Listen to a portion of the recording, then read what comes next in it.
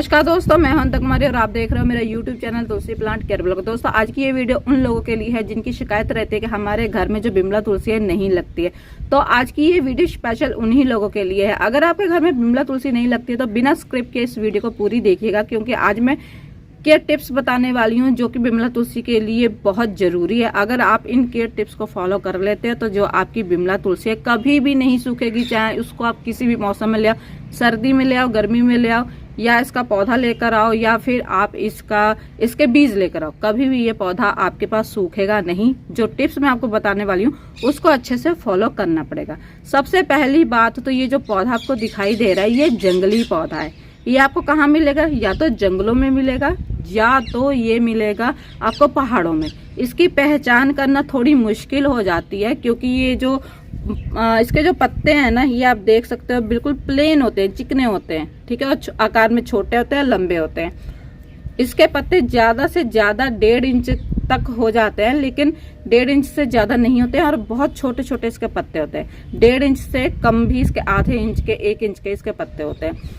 अगर इसके ऊपर मंजरियां लगी हैं तो मंजरियों से आप पहचान सकते हैं, क्योंकि इसकी जो मंजरियां होती हैं ना वो बाकी तुलसी की तरह ही होती हैं।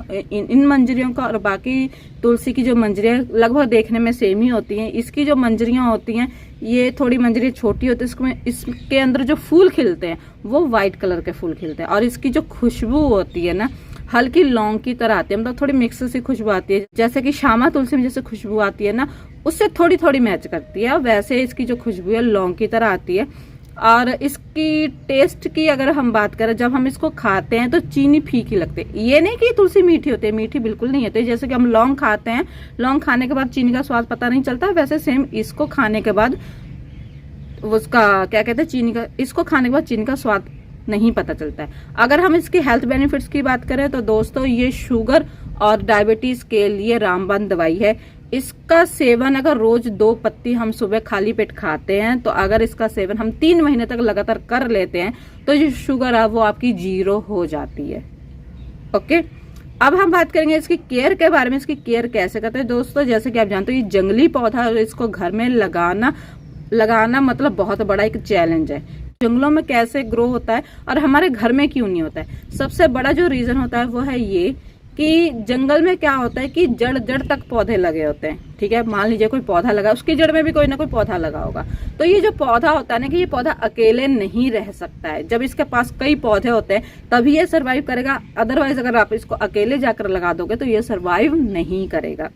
दूसरा, जंगल और पहाड़ों की जो मिट्टी है उसमें और घर की मिट्टी में बहुत ज्यादा अंतर होता है। जंगलों की जो मिट्टी होती है, पहाड़ों की जो मिट्टी होती है वो उपजाऊ होती है।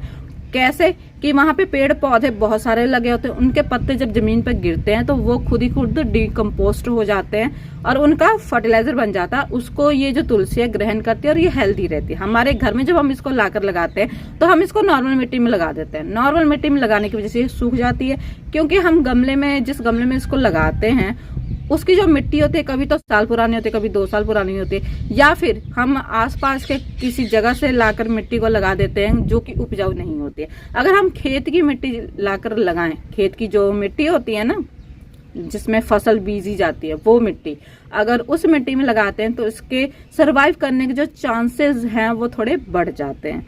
अब बात करते हैं कि इसको कैसे मतलब, और उसके अलावा हम इसकी केयर कैसे कर सकते हैं। दोस्तों, जो बिमला तुलसी है ना उसके लिए हमें स्टार्टिंग में ही गमला बड़ा लेना पड़ता है, क्योंकि दोस्तों ये जो पौधा होता है ना बहुत घना पौधा होता है। अगर इसके अच्छे से हम केयर करेंगे ना तो ये बहुत अच्छा बहुत खूबसूरत पौधा होता है। कैसे, मैं आपको दिखाती हूँ। ये देखिए, ये नीचे से इतना मोटा नहीं है, लेकिन ऊपर से आप देख सकते हो कितना घना है। और एक चीज आपको इसमें और करनी है, जब भी इसके मतलब कोई रूट्स आपको लगे कि लटक रही है, जैसे कोई टाहनी आपको लगे लटक रही है, उसको तुरंत ही कट कर दीजिए। लटकने नहीं देना, उससे पौधा खराब हो सकता है, डैमेज हो सकता है। क्यों हो सकता है? मान लीजिए कोई पौधा लटक रहा है, अगर हम उसकी समय पर कटिंग नहीं करेंगे तो कभी अगर वो खिंच गया तो ये यहाँ से भी मतलब ये खिंच जाएगा, ये इसमें चीरे से आ जाएंगे, ये फट जाएगी तुलसी, जिसकी वजह से ये पौधा जो है सूखने लग जाएगा। और रामा श्यामा तुलसी के साथ अक्सर ऐसा होता है कि टहनी उसकी गिरने लगती है, तो हम क्या करते हैं उसे बांध देते हैं। तो बांधने की हमें गलती नहीं करनी चाहिए। जो टहनी हमें लगे लटक रही है उसको तुरंत कटिंग उसकी कर दीजिए, उसे काट दीजिए। उससे क्या होगा कि आपकी तुलसी और हेल्दी होने लगेगी और मजबूत होने लगेगी। ठीक है। अब दोस्तों हमको क्या करना है कि इसकी टाहनी को काट देना है, और इसकी सबसे बड़ी चीज तो मंजरियां तो बिल्कुल भी नहीं रहने देनी है।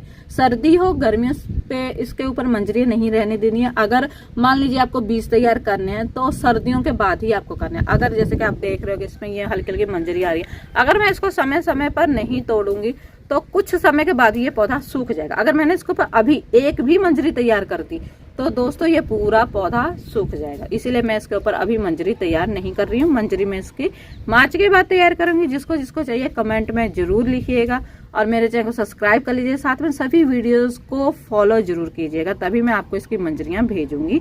और जिसके कमेंट हर वीडियो में आएंगे और वीडियो वॉच जो इंसान वीडियो वॉच करेगा उसको तो मैं इसकी मंजरियां जरूर भेजूंगी।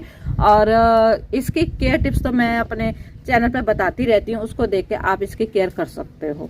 दोस्तों रही बात अब इसमें हम खाद कौन सी दें, दोस्तों इसमें सब्जी वाली खाद अगर आप दोगे ना, हरी खाद जिसको सब्जी की खाद किसे कहते हैं, जैसे कि हम घर में सब्जी की खाद भी बनाते हैं। जैसे घर में सब्जी के छिलके निकलते हैं और आलू के छिलके निकल जाते हैं, उसे इकट्ठा करके उसकी जो खाद बनाते हैं ना, वो खाद इसके लिए बेस्ट है। वो खाद कैसे बनाते हैं मैं कभी आपको वीडियो में बताऊंगी, उसके लिए आप मेरे चैनल को सब्सक्राइब कर लीजिए। जब भी मैं उस टॉपिक पे वीडियो बनाऊंगी उसका जो नोटिफिकेशन है आपके पास पहुंच जाएगा। जो सब्जी वाली खाद होती है ना, सबसे अच्छी खाद होती है बिमला तुलसी के लिए। अब हम इसमें लिक्विड फर्टिलाइजर की बात करें तो लिक्विड फर्टिलाइजर जो हम श्यामा तुलसी रामा तुलसी में देते हैं, वही फर्टिलाइजर हम इस तुलसी में भी दे सकते हैं। उससे ये जो तुलसी है, जो हम मतलब कि लिक्विड फर्टिलाइजर मैंने अपने चैनल पर बहुत सारे शेयर करे, जैसे आलू का फर्टिलाइजर मैंने शेयर करा सब, और एलोवेरा का फर्टिलाइजर मैंने आपके साथ शेयर करा है।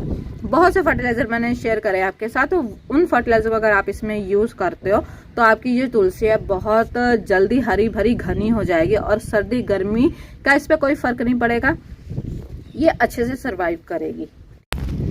तो दोस्तों इस तरीके से आप अपनी तुलसी की केयर कर सकते हो। अगर इसी तरीके से आप अपनी तुलसी की केयर करते हो तो जो आपकी तुलसी है सदा हरी भरी बनी रहेगी। तो आज के लिए दोस्तों इतना ही।